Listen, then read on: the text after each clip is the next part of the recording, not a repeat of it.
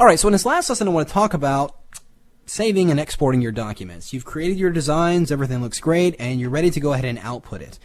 But first you're going to want to save your document. And you don't want to wait until the end of your design, your end of your work, to actually save the file. This saving is something you're going to want to do at stages throughout your design. Because trust me, if you spend hours on a layout, you're not going to want to go back and have to restart it all over again.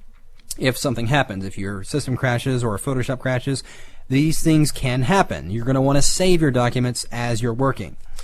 But let's say, for instance, I've got my design ready. I'm going to go ahead and save. So you just simply go into the File menu and go to Save As. And you can choose your destination where you want to save it. In this case, I'm just going to go ahead and save it to my desktop. And down here is where you choose the format you want to save it in. Well, if I know that I'm working in a layered Photoshop file and I want to keep it that way because I'm going to want to go back in there and modify the layers as I work, then I'm going to want to go ahead and keep it as a Photoshop format. As you can see right here, it's the first item. And it's indicated in the name as a .psd. So if I wanted to maintain my layers, I'll simply select that item and click Save, and it will go ahead and save that document out. Now, another format that will support layers is the TIFF format. If you choose that, and it will save a layered file, the problem is it will make your file size a little bit larger. So I wouldn't use this to save a layered file unless you have a client or someone asking you specifically for a layered TIFF file. But just know that TIFF does in fact support layers. Now the other common formats, you'll notice there's a lot of different formats in here, but unless you're working with very specialized service bureaus or anything like that, the most common formats you're going to be using are going to be the Photoshop PSD format, Photoshop EPS, the JPEG format for web and other things like that, and PDF, as well as the TIFF feature here. So those are the most common formats you're probably going to see when you're receiving Photoshop documents from other people. And you can choose any one of these. I'm going to go ahead and choose JPEG. Now, when you want to output a file as a JPEG, what's going to happen is it's going to flatten your file, and you don't necessarily want to do that. So one of the things I like to do is I go ahead and go under the Image menu and go down here to Duplicate.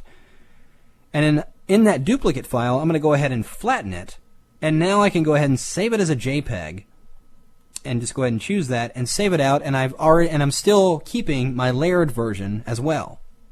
So we'll just click that and choose JPEG, and it will save it out, and everything's all good and well. Now, another way of saving your documents is going in doing the Save for Web. If you go into the File menu, you can go down here to Save for Web and Devices. And what it's going to do is open this giant dialog. And this is only critical if you're a web designer and you are developing graphics for a website, and file size is critical, and perhaps if the color management is critical. So you'll notice you can go in here and choose various formats. I can choose a GIF, JPEG, or PNG.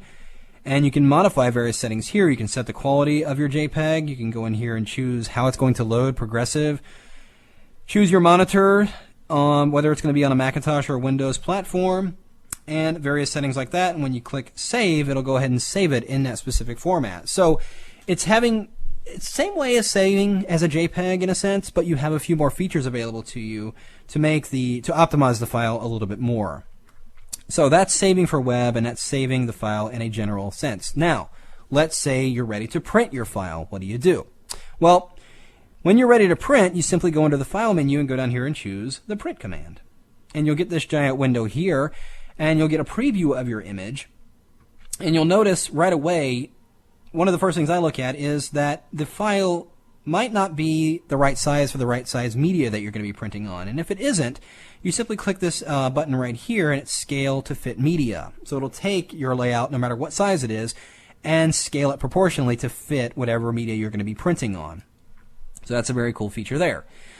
Up here is where you would choose whatever printer you're going to be printing on. If you're connected to a network printer, you would go ahead and choose that in here. You can go in here into the page setup and modify various other things like the paper size and other page attributes like that. You can change your orientation, but you can also change the orientation right here. Notice it'll turn the paper so it makes the print go the other direction. Very cool there. And you've got other bounding box. You can go ahead and turn that off. You can see it's giving me a bounding box area. You've got the color management area here. So if you are going to a very specific printer and you want to use perhaps specific profiles, you can go ahead and do that right in here using color management features. And the rendering intent depending on what type of setup.